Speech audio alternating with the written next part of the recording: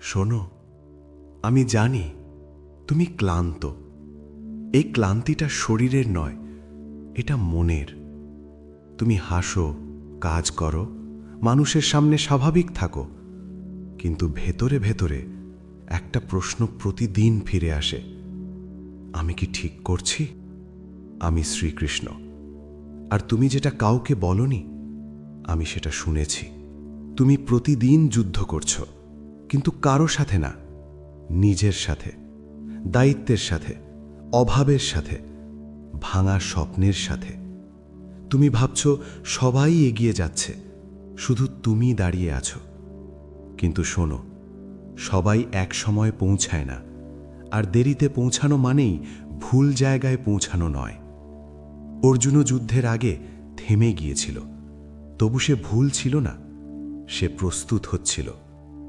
তুমি আমাকে প্রশ্ন করেছ, কৃষ্ণ, আমার জীবনটা এত কঠিন কেন? আমি উত্তর দিইনি, কারণ কিছু উত্তর সময় দিয়ে বোঝাতে হয়।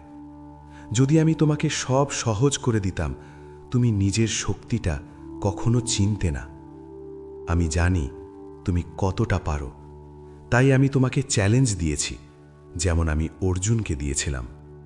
শোনো, তুমি যেটাকে ব্যর্থতা বলছো, আমি সেটাকে প্রস্তুতি বলি।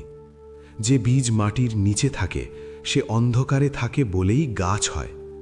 আমি তোমাকে আড়ালে রেখেছি, কারণ তোমার শক্তিটা এখনো প্রকাশের সময় হয়নি। মানুষ তোমাকে দেখেনি, আমি দেখেছি। তুমি ভাবছ সেই রাতে কেউ ছিল না। ছিল, আমি ছিলাম। আমি তোমার চোখের জল গুনিনি, কিন্তু থামতে দিইনি। যখন তুমি ভুল পথ নিতে পারতে, কিন্তু নাওনি, ওটাই আমি। আমি চুপ ছিলাম, কারণ আমি চাইছিলাম তুমি নিজেকে চিনো। একটা কথা বলি, যদি আমি তোমাকে ছেড়ে দিতাম, তুমি আজ এখানে থাকতে না। তুমি এখনো দাঁড়িয়ে আছো, কারণ আমি তোমার ভিতরে একটা শক্ত স্তম্ভ রেখে দিয়েছি। মানুষ ভাবে আমি অলৌকিক কাজ করি। না, আমি মানুষের ভিতরে অটল বিশ্বাস রেখে যাই। তুমি ভবিষ্যৎ নিয়ে ভয় পাচ্ছ, স্বাভাবিক, অর্জুনও পেয়েছিল, কিন্তু আমি তাকে ভবিষ্যৎ দেখাইনি, আমি তাকে দায়িত্ব দিয়েছিলাম। কারণ যে নিজের দায়িত্ব নেয়, সে ভবিষ্যৎ সামলাতে শেখে। আমি তোমাকেও সেটাই শেখাচ্ছি। শোনো, আমি কখনো বলিনি তোমার পথ সহজ হবে। আমি বলেছি আমি তোমার সাথে থাকব। তুমি ধীরে চলো, কিন্তু থেমো না। আমি তোমার সময় জানি, আমি তোমার সীমা জানি। আমি দেরি করি না, আমি প্রস্তুত করি। আজ শুধু এইটুকু করো, শ্বাস নাও, একটু শান্ত হও, নিজেকে দোষ দিও না। তুমি ভাঙছ না, তুমি বদলাচ্ছ, আর এই বদলটা আমি নিজে করছি।